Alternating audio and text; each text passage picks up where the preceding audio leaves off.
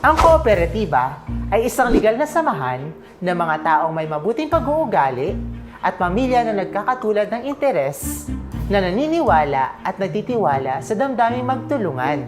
Pinagsama-sama ang bahaging puhunan at timpok upang makapagtatag, maging kamay-ari at tagapangasiwa ng mga negosyo ng kooperatiba.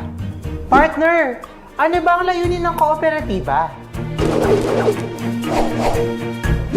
Ayon sa Cooperative Development Authority o CDA, ang primary objective ng kooperatiba ay para pataasin ang antas ng pamumuhay ng mga miyembro nito. Dahil dito, layunin ng kooperatiba na gampanan ang mga sumusunod. Number 1. Magbigay ng produkto o serbisyo para sa kanilang mga miyembro upang sila ay magkaroon ng pagkakataon na pataasin ang kanilang kita, savings, investment, productivity, at purchasing power. Pinopromote din ng kooperatiba ang equitable distribution o karampatang pamamahagi ng net surplus nito sa pamamagitan ng maximum utilization of economies of scale, cost sharing, at risk sharing. Number 2. Magbigay ng optimum o pinakamagandang kalagayang social and economic benefits para sa mga miyembro nito. Number 3.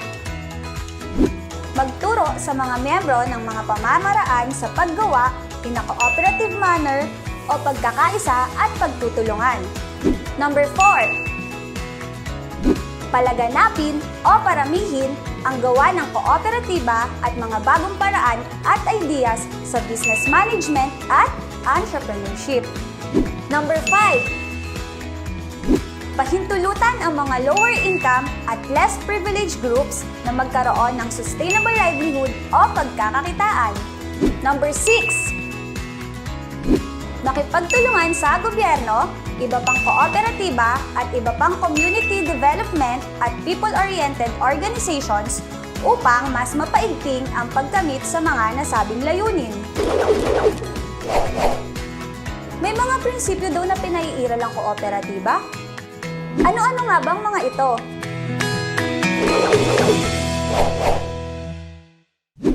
Pinagtitibay ang co-op ng mga prinsipyong pinahalagahan ng kilusang kooperatiba sa buong mundo. Ito ang Number 1. Open and voluntary membership. Bukas at kusang loob na pagsapi. Ibig sabihin lang nito na anybody can join. Kahit sino pwede sumali at hindi discriminatory. Number 2. Democratic member control o demokratikong pamamahala. Kasi ang mga members ay owners of the cooperative. They can articulate and participate in policies and making decisions para sa ikauunlad ng kooperatiba. Number 3. Member economic participation.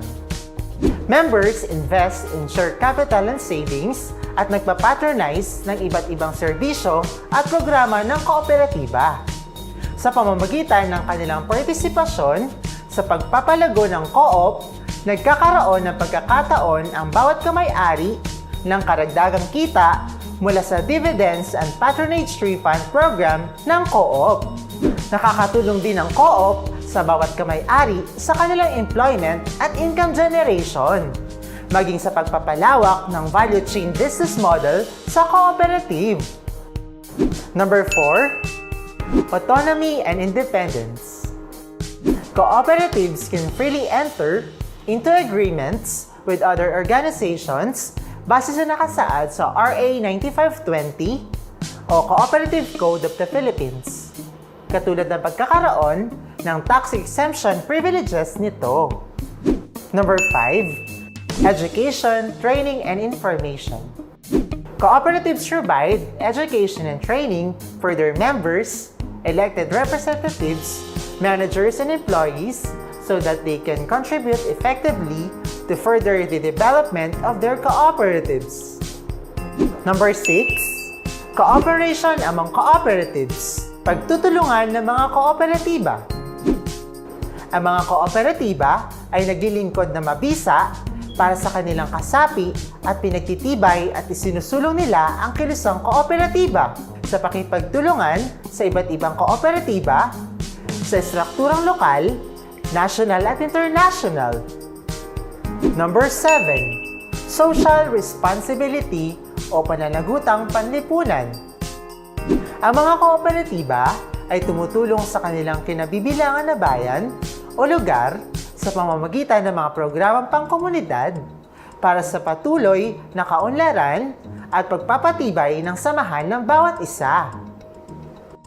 Paano ba nagsimula ang kooperatiba sa Pilipinas? Sa Pilipinas, may formal at di-formal na simula ng kooperatiba. Tampok ang konsepto ng bayanihan at palusong. Ang unang kooperatiba sa Pilipinas ay itinatag ng ating pambansang bayani na si Dr. Jose Rizal nang ipatapon siya sa dapitan. Nalaman niya ang tungkol sa kooperatiba mula sa kanyang pag-aaral mula sa Europa, kung kaya't nagtatag siya ng Supply and Marketing Co-op upang makatulong sa magsasaka sa dapitan na mabenta ang kanilang mga ani sa tamang halaga. Year 1916. The first consumers cooperative in the Philippines was established in UP College of Agriculture, or presently known as UP Los Baños. In 1927, Republic Act 3425 was passed, attuned to the organizations of farmers marketing cooperative in the Philippines. Tobacco farmers in Cagayan Valley established the first marketing cooperative in the country. In year 1940, the Commonwealth Act No. 565 was passed, which promulgated the establishment of all types of cooperatives in the Philippines. In year 1990, the laws pertaining the cooperatives were passed. Republic Act 6938, or the Cooperative Code of the Philippines, and Republic Act 6939, or regarding the formulation of the Cooperative Development Authority.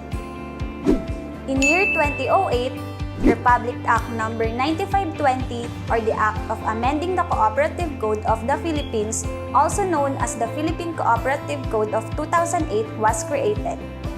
And in year 2019, Republic Act No. 11364, an act of reorganizing and strengthening the Cooperative Development Authority, repealing for the purpose Republic Act No. 6939, or creating the Cooperative Development Authority. Ano ba ang iba't ibang uri ng kooperatiba? Mayroon 21 uri ng kooperatiba sa Pilipinas na epektibo nakakatugon sa pangangailangan ng mga kamay-ari. Ilan sa mga uri na ito ay ang Consumer Cooperative, Credit Cooperative, Producers Cooperative, Marketing and Service Cooperative. At isa pa ay ang Multi-Purpose Cooperative na kinabibilangan ng Barangka Credit Cooperative. Ang Multi-Purpose Cooperative ay may kombinasyon ng dalawa o higit pang negosyo.